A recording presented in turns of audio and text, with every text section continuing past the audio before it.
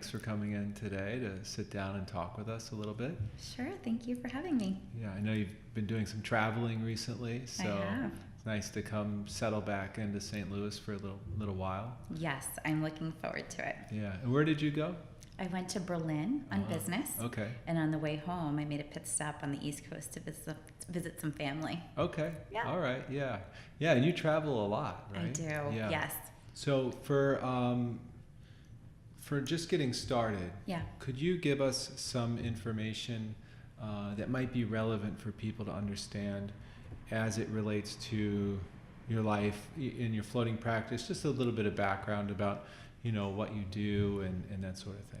Absolutely. So, we started off, I do travel a lot for work Mm-hmm. and personally as well. Okay. So it means a lot of time up in the air, a lot of time on the go, a lot of time living out of hotel rooms or out of a suitcase. So it's very important for me when I am back home in St. Louis that I focus in on grounding myself and being present with friends and focusing internally and taking care of myself, because sometimes when you're on the road, you're not eating the best and your sleeping's a little off depending on what time zone you're in. So I'm very happy to be grounded again for the next couple of months, and I'll focus in on really being present here and getting back to focusing on me.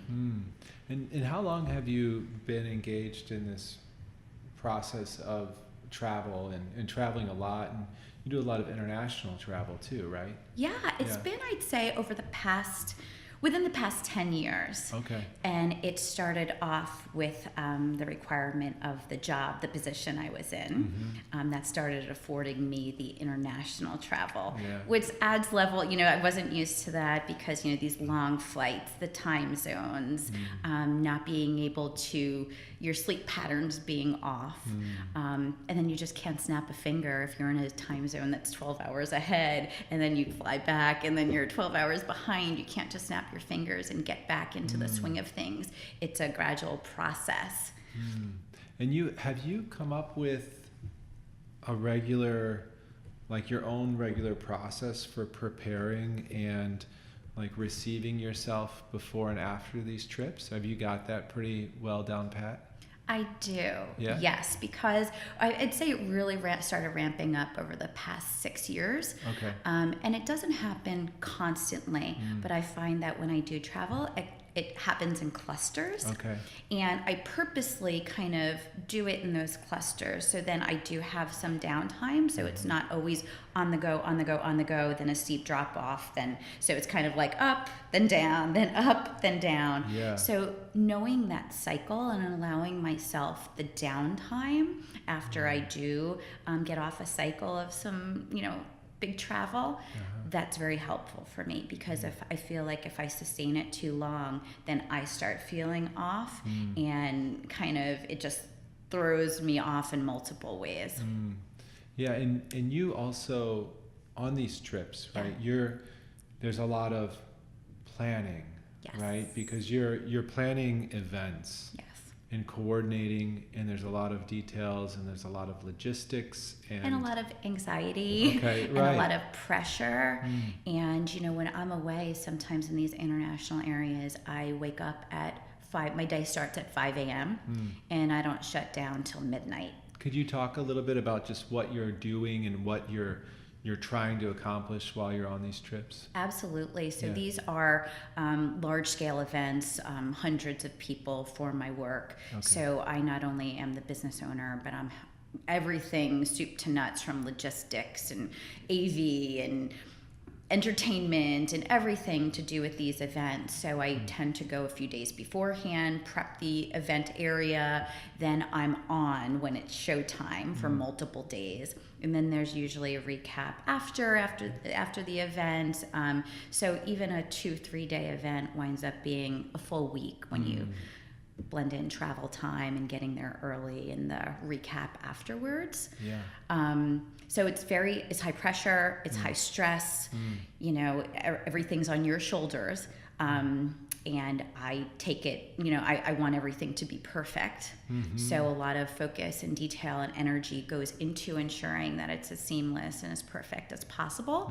But I tend to stress and worry over these things. So even in the weeks leading up to it, someone once joked to me that it's not nightmares, it's workmares that you have leading up to an event. You'll just wake up in the middle of the night and say, oh, I forgot about this. Let me just write it down. Jerry Seinfeld once had a joke and said that he kept a pad and a paper next to his bed, that when he woke up in the middle of the night with a joke in his head, he'd write it down. And sometimes in the morning it wouldn't make sense to him, but just having that pen and paper next to his bed made him comfortable that when he woke up in the middle of the night, he would capture whatever he was thinking. So I kind of tend to do the same thing because, your mind's going a mile a minute and you don't want to lose track of any detail that pops into your head leading up to the event. So it's a lot of pressure. And then when you're there, you're not only running the event, but you're entertaining customers and you're building relationships there. So I feel like after one is done, it's very significant because, it's time to exhale and it's time to celebrate and relish in your success and relish in celebrating that it was a good event, and then when I get back here I take time to kind of unwind and take care of me, and that's kind of where floating comes into it. And I kind of use it as a, how do I say, like a pat on the back for me when I can treat myself and my head's clear of the clutter and I allow myself to enjoy and really pamper myself and relax. So you have that set up. It's kind of waiting for you after these events. Absolutely. As a way to cleanse and let go. Because I imagine, that build up, there's a lot of energy and that is really helpful because it is that anxious energy. And it allows you to stay on top of everything and stay motivated and really drill down on all those details. And then you're right. I imagine you're just on adrenaline during the event. You're going. And then you come back and usually I think you might have some space that's just open for a bit. And that's purposeful space that I need a clear calendar. I don't make plans with friends or family. I just want to have downtime to allow things to just pop up and allow me to feel how I feel and acclimate back to the time zone and getting back into my regular routine.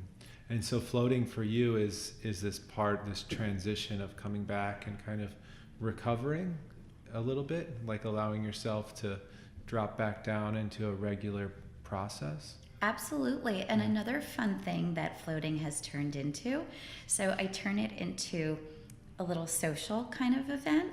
So what I've been doing the past few times is that in the Locust Street location, I ask 3 girlfriends or 3 friends to come along with me. And we plan a week or 2 in advance and we see what night we all have free. And then we do kind of like a buyout of the time slot. And we all go together. We go there early together and catch up with each other. We all float during the same time.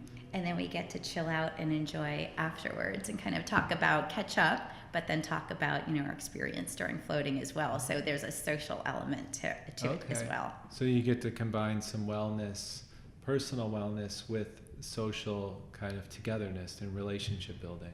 100%, yes. Wow. Now, do you do that as well? Do you float on your own, or are you so into this, the ladies' relationship kind of floating night? Is that your only go-to these days? That's kind of become my go-to.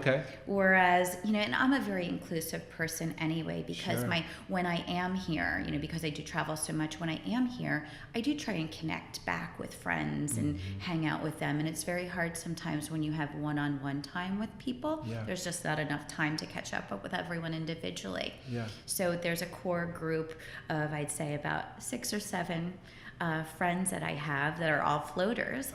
And it's really just become a great way to serve multiple purposes, kind of multitasking, some self-wellness, some self-preservation, but then also catching up with friends. So that's been my go-to is when I feel like, okay, I need a float, I'm like, oh, let me see if she's around, and let me see if they're around, and let me see if they're interested in going for a float and feeling like a float. Yeah. So I would go on my own, but then when I ask a few friends if they're interested in joining me, the answer is always yes. Yeah, yeah, that's so it turns really into a nice. little party. And so, I mean, I think people do that in a bunch of different ways. And, you know, one of the ways might be like, okay, hey, it's happy hour. Let's go out and grab some drinks. Yeah. Or, you know, do you want to go out and have some dinner? What's it like, or how is it different to do that experience around floating and at the float center? Is it changed because everyone's, you know, you're coming together, Right. you're connecting, and then everyone goes out and they have their own float experience, Right. which is separate, Right. and then you're coming back together as a group. What's that like? You know, it's really interesting because I feel like the core group of friends that we've gotten to do this, they've all experienced floating in different ways, and they're all experienced floaters. So I would assume that most of them have done it individually with other friends multiple times for multiple years. Okay. So it's kind of like we don't have to focus anymore on the floating experience. So the primary reason is kind of going together as a little girls' night. And we always start with, you know, when each of us comes out of the room or before we go into the room, have a great experience. And when we each come out, how was your night? Did you fall asleep? Did you drift off? How was it? So we do spend some time kind of just talking about each of our experiences, but then we get right to, you know, so tell me more. How's everything going with the apartment, or how's everything going at work? We just really take the time to really catch up and bond as friends. I love that. Yeah, it's really nice. And sometimes there's been once or twice where I have some friends back over my apartment, and we continue the bonding over some wine and cheese. So it doesn't just have to be the half hour or whatever time after the float. Sure. We continue the night together because we feel like, you know, we're all very casual. We're all kind of in that zone already, that we don't want to just go our separate ways after and kind of lose that feeling that we have. Yeah. So we just continue it together sometimes. I love that. It's really fun. I love how that it's set up. It's connected to wellness. It's connected to relationship and connection and sharing and bonding, and you get to both combine these individual experiences with a group connected experience. Absolutely. You know? And like I said, it's all different people all the time. Yeah. There's about 8 of us maybe. So it depends on people's schedules, who's, you know, available. So the mix and the dynamic is always different every time, which is kind of fun too. And is there a process for new individuals to be entered into the group, or does it feel like it's kind of this is our group, you know, like, would anyone ever suggest, like, oh, could I bring so-and-so if they've never floated? What would that be like? Sure. So another thing that I do is I have a lot of, not being originally from St. Louis, so I have a lot of friends and family come to visit me here. And I always, being the personality that I always have kind of a list of things, suggestions for us to do, to experience the city, to have some fun. So floating tends to be one of those experiences I have on my suggestion list. And I don't know why, but it seems like many people coming in from out of state or out of the city have not, most of them have not even heard of floating before. So it's a chance for me to explain what it is and how it makes you feel. And then I just, you know, suggest, I'm like, let's go and try it. So I've exposed, probably by this point, at least a dozen friends and family to floating, just because they tag along with me. So where I'm getting at with that is, you know, because I'm so passionate about bringing any newbies along with me and having them experience it, the core group of people that we float with, that I was telling you about, the little social kind of fun thing, there have been times where someone's been like, oh, I'm going to grab a friend to join us as well, or there's a 4th spot open. Does anyone know anyone that might be interested in filling it? So I don't think that anyone's joined us in that little social experiment that's been a first-timer, but we've definitely had friends of friends join us to be in that kind of go-to group. That's great. Yeah. That's great. What do you talked a little bit about being this advocate, you know, that likes to introduce people to it, and it's something you do when they come to Yes. St. Louis. Yes. What do you tell people? You know, when you're talking about it, you said you talk to them about what it is and Absolutely. maybe what the benefits are, something like that. What do you say? Absolutely. So I tell them, and this is kind of in my own lingo, so Of it might, course, you yeah. know, if it's right or wrong. But That's what I'm curious about. yeah, so I tell them it's like sensory deprivation. So you go into first of all, I say you walk into this environment and it's very chill, it's very zen. I say that when I walk through your front doors, it's like I speak a little softer, I speak a little slower. The shoes and socks get kicked off. Like I typically don't wear makeup and my hair is, you know, just all natural and I'm in comfy clothes. So it's just a super chill zone.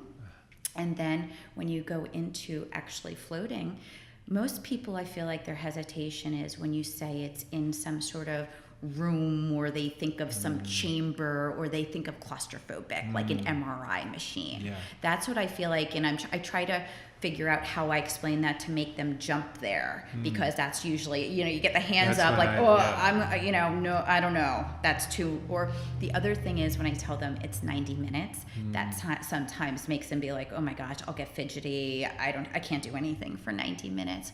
But when I tell them that, you know, there's light when you start, there's music when you start, there's, you know, 5 inches of water, and it's filled with Epsom salts, so you just lay back and you don't have to make any effort to keep yourself floated up, and you just let your arms and feet and legs go wherever it goes. And then after 20 minutes, the sound kind of goes off and the lights dim.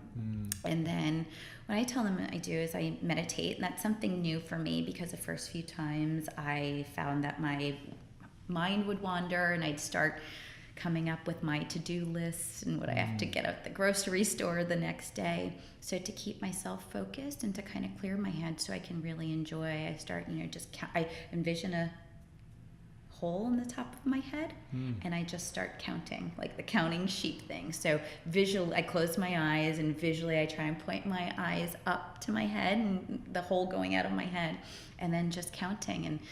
And sometimes I lose track of where I'm counting, but it just doesn't matter because it's whatever. Sometimes I fall asleep, but I tell people, you know, when else do you completely relax your body for 90 minutes? And I say, even when you're sitting, you're using your muscles. Even when you're lying in bed, you're using muscles when you're lying, but you're completely buoyant. You're not using anything. And you're just relaxing your body, your muscles. And then what you have to do is calm your brain too, to put you really at ease. And then sometimes they don't get it. Okay. And admittingly, I didn't get it either when I went for the first time. So sometimes I'm like, you know what? Just try it. Just try it. There's nothing holding you in there. You can get out whenever you want, but just experience it and have an open mind. And let's go together. I always offer that. Yeah. And then, you know, we could chat about it afterwards. So I'd say about 80 to 90% of the people that I've talked to about this or told them that I do it have responded very positively. And, ooh, I want to try some. I mean, just are over the moon, like, oh my gosh, I've heard about it. I'm dying to try it. I'm so excited. Let's go. To that last 10% or so, they're like, no way. That sounds like torture to me. And I'm like, you know what? Maybe you'll come around. Maybe it's not for you, but I wish you'd just try it. Yeah, so that's something I'm interested to hear from you is about what was your introduction to floating like? How did you feel about it when you first heard about it? And then leading up to, what was your first float experience like? Absolutely. So I had never heard of it. And sometimes I feel like I just live under a rock and I haven't heard of some things, and someone mentioned something that is so cool and popular. And I'm like, I don't know how I haven't heard of it, but I don't know anything about it. So honestly, when someone first mentioned it to me, I had never heard of the term. I didn't understand the concept, so it was completely foreign to me. But the cool thing is when there's something that I don't know about, I'm interested to hear more. So I really took the time, you know, when it was explained to me, I really tried hard to understand how it was being explained to me. But still, it wasn't kind of connecting the dots. So when I tell people, like, just try it, you know, you have nothing to lose. I also take my own medicine too. Okay. So when I don't understand something or it's not sinking in, I just try it.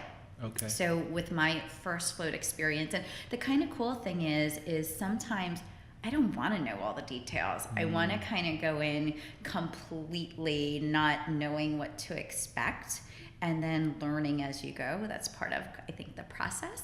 Yeah. So I kind of went in to the location the first time not knowing what to expect. I just knew, 90 minutes, you're floating, you're in some sort of chamber, and it's really relaxing and it's really cool. So I went into it with a blank slate, and it was, kind of learn as you go with, and there's some things that I didn't even realize that were options until like many floats in. Okay. Like I didn't even know that you could keep the lights on the whole time if you wanted to, or that you could keep the music on the whole time. See, to me as a person, I tend to be there's a right way to do things and a wrong way to do things. So I tend to, how am I supposed to do this? Does it just shut off? Do I keep it on? Like, you tell me. But the beauty of it is in that, whenever I go to a float, it's very, well, what are you feeling tonight? Well, whatever you'd like to do. Well, however it makes you feel. So I understand that it's whatever it is, if I press that button and turn the light back on, well, then I could do that. And then if I don't want it the light on, then I turn it right off. But what I tried to do the first time was, there's sometimes suggestions on the best way to maximize your experience in a float. So I liked to just go with the process. So with the 20 minutes of the music just drifting off and the lights turning off, and I think my first time I was in one of the pods, the clamshells. So what I've done since is that when I knew that there was another room and it was like a bathtub kind of shower area, I'm like, oh, well, let me try that. And then something I played around with was, I think the first time I went was in the morning. So I started playing around with when I go. Okay. In the afternoon, the evening. And then I started to play around with, I love all this slicing and dicing to see how some subtle changes affect sometimes my experience or what I feel afterwards.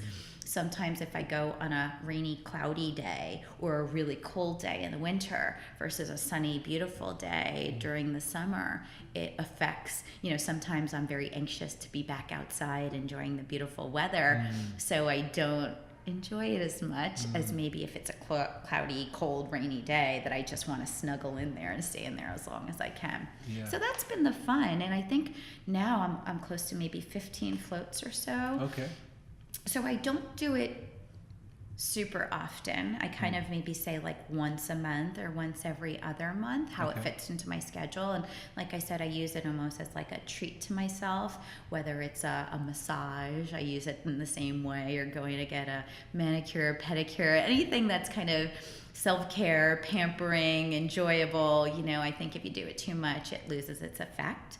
So once a month, once every other month has been like the right frequency for me. But every time I've experienced it in all different ways. And have you found a way that you think like, oh, this is it for me? Or do you like just kind of continuing to try these different ways? I know you said that you like the group evening, setup. Yes. That's kind of like where it's at for you. Yeah. And I tend to I really like the last session. Okay. Because it just gets me primed for bed, I feel like, and in that kind of zone to go home and then fully chill out and go to bed. Yeah. I originally thought that would negatively affect my sleep. Okay. That if I was super comfortable, and sometimes, like I said, I fall asleep while floating, I thought that would negatively affect my sleep at night, but actually it's turned out to enhance it. So yeah, that's been my sweet spot. I like the last appointment during an evening. I still tend to try and see when it's going to be a little gloomy or rainy out, because the sunshine, man, I'm just drawn to it. So when it's nice weather out and the temperature is nice, I'm just drawn to being outside. Sure.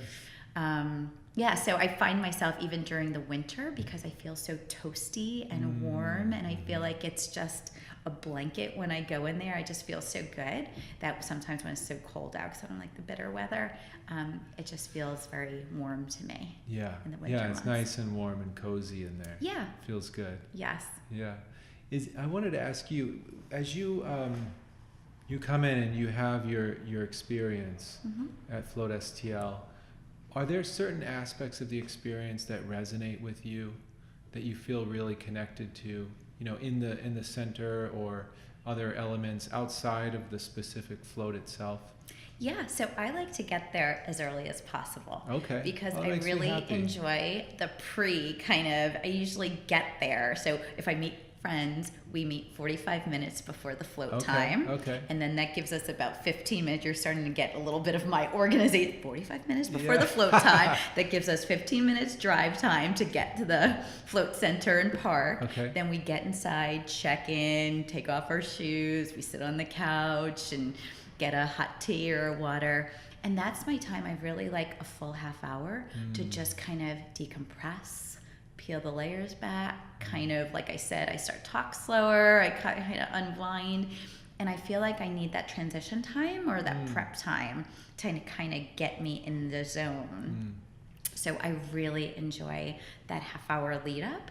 And then I equally enjoy, I try and stay about a half hour afterwards just to really not be in a rush and get back to the routine.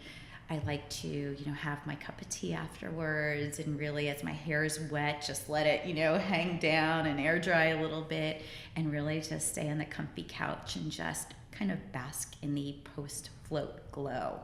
So a 90-minute experience really turns into another hour with the half-hour buffers on each side. So that's why, too, it's a time commitment, right? So that's why I also, it's a special kind of thing for me when I do plan it. I make a night out of it. Yeah, and it seems like it's such like a contrast to how, as you're moving through your day normally and through your day with your job, you put yourself together and you're moving through these tasks and you have these time commitments and details to attend to. Yes. And then when you come into float, you show up in your comfy clothes and you're just like, everything's chill. I exhale. It's your chance like when to I'm exhale. done with an event, I exhale. Yeah. But when I come to a float center, I also just exhale and I let it be. Whatever happens, however it flows. Which I imagine is the opposite to the event, planning and directing part of your, Completely like, there's opposite. no, like, I don't want to let anything flow. I gotta manage everything, right? Absolutely. Wow. And that's why I love it so much too. I even love the experience when you go into the room, the whole rain shower, and I really take time to just enjoy and just like let the water pour on me and clean myself off. I feel like I spend an extra few minutes doing that because it just feels so good. So I really enjoy every single part of the whole experience. As you look forward, so you said you've had 12 or 13, Give or take, 14 sure. floats Yeah. over the course of how I'd say much like time? 2 years. 2 years, Yeah. okay. As you look forward and you think about your floats going forward, is there something that excites you about the next round of 12 or 13, 14 floats? Is there something you imagine might come of that? Or what do you think about that, That's the an future? interesting question. I mean, I'm still very passionate about, I still recommend it to everyone. And whenever I go, I put it on social media and I get questions about it and I encourage people to join me. So I still love that social aspect of it. I've been to the Rise conference, an event where I meet very like-minded individuals that are very passionate about floating and very into it. An experience that someone told me about that is so intriguing to me is kind of like an overnight float. Oh. And it's very special circumstances, but to me, it's just such an intriguing thought that it's almost like a mind over matter thing. Because sometimes with 90 minutes, granted the last few minutes, and I don't know how long, I start to get a little antsy, right? Okay. And I get back into my body and I start thinking about things, or I bounce off the side of the walls, Sure, yeah. But to me, it just seems like such an interesting concept of like an extended float, right? Just to kind of, see if that affects you in a different way, or, that you fall asleep for extended periods of time because you're not expecting that 90 minutes to come up. Right. So I don't know. I just heard about that concept, and it just seems very intriguing to me. Okay, so just kind of playing around with extending the duration of the float. Yes. And seeing what happens. Because I know some people have said that they floated for an hour long. And it's just interesting because 90 minutes is all I've ever known. So the duration of it, and even a shorter one, I've never, to me, I'm like, it's 90 minutes, so I'm going to stay in for the full 90 minutes, even when I get antsy. I don't know why, it's just me. I would never leave, get out of the float tank prior to the lights and the sound going back on. But it would be interesting, to experience a 60-minute float, just to be like, does that affect me in a different way? Yeah. So yeah, that's something I think about, is the duration. Cool. Yeah, I think that's fun because every float is unique. Even if you're doing 90, 90, 90, 90. So it's going to be unique already, but then there's also going to be the element. There's so many different factors, right? Just like if it's a cloudy day versus a sunny day, if it's summertime versus wintertime, if it's morning versus night, if it's 60 versus 90 versus, you can do back-to-back floats that will be 3.5 hours. See, I never even thought of that. Yeah, so you don't even, you could graduate to that overnight, but you could just do float from 5 p.m. to 9 p.m. See that? And I don't know why I don't think of these things. Just like when someone first told me that, you can keep the music on the whole time if you want. I'm like, really? I can? So you just sang a back-to-back float. I'm like, why did I ever think of that? Yeah, that's so you cool. can just play around with 3.5 hours before, and see what that's like. Absolutely. And another point I wanted to make was, you said the experience is so different so I'd say maybe about 5 floats right in the middle of like my 15 floats or so, I started falling asleep, like hard sleep. And I don't know how long, but I feel like it was long sleep, and I really enjoyed it. And then after about 5 of them, I couldn't do it again. I couldn't fall asleep again. And then I dwell on not falling asleep again because I want to fall asleep because it was so enjoyable. But that's, again, part of, you never know what you're feeling or how it's going to affect you. So I've not worked myself up. If I don't work myself up now, if I don't fall asleep, I just enjoy the experience, whatever it is. But I really do enjoy when I get some good sound sleep. I mean, I've heard myself give a snore or two when I've been out like a light in some of those floats that I've slept in. Yeah, we hear that a lot. The snoring and that people enjoy the floats. It wasn't my story. No. That's great. Yeah. That's great. Well, it makes me happy. Yes. Yeah. I'm glad that it's refreshing and that you find, such enjoyment from it, such benefit. I do. I know I always sleep so good the nights after I float. It's just one of the best feelings. Absolutely. I'd say the last chunk that I've done, I've not slept while floating, but when I've gotten home, it's been lights out, super chill, and I don't work myself up when I get home. I purposely kind of continue the chill vibe when I get home, and then just parlay that right into going to bed. And you're right, the night's sleep is just incredible. I feel so rested. Can you imagine or remember before you started floating what the difference was like? Is it that powerful for you? I mean, I definitely feel a difference. I mean, I wouldn't say I divided into like pre-floating versus post-floating, but I definitely feel a difference of sleep. And I'd say it's not only that night, but even the next morning, I feel that the quality of sleep is so much richer. And I don't know this to be fact, but I feel like it's a deeper sleep, maybe less interrupted sleep. And I feel a bit more refreshed when I wake up in the morning. So I know, because then there's nights where, I'm not floating and I have sleepless nights and it's awful. But I could pretty much guarantee that nights after a float, it's lights out for me, which is another incremental benefit for me. Yeah, that's making me want to float. I'm like, I don't have one scheduled right now. It's time for me to schedule one since I just got back from some major travel. That's right. Yeah. What's your next trip? My next trip, I just planned. I'm going back to Berlin in October. And then I have to go to Athens with work. I know. Hard life, but someone's got to do it. But the Athens trip is just 2 days afterwards, but I'm extended it for a week after. Yes. And I reeled a girlfriend into coming and meet me out there, and we're going to do the Greek islands. Ooh, I know, wow. Mykonos, Santorini, Crete. So literally I'm home for 3 days, and already I have my next 10-day trip planned. I love it. So even though that's not until October, Yeah. I have a couple of months of downtime where I'm really just going to chill and be present here and reconnect. Yeah, but it's always fun to look forward to something. Yeah, get ready for those trips. Yes, absolutely. Yeah. Well, thank you, Dorian. Thanks for coming in and talking. It's my pleasure. Thank you for asking me. Appreciate it.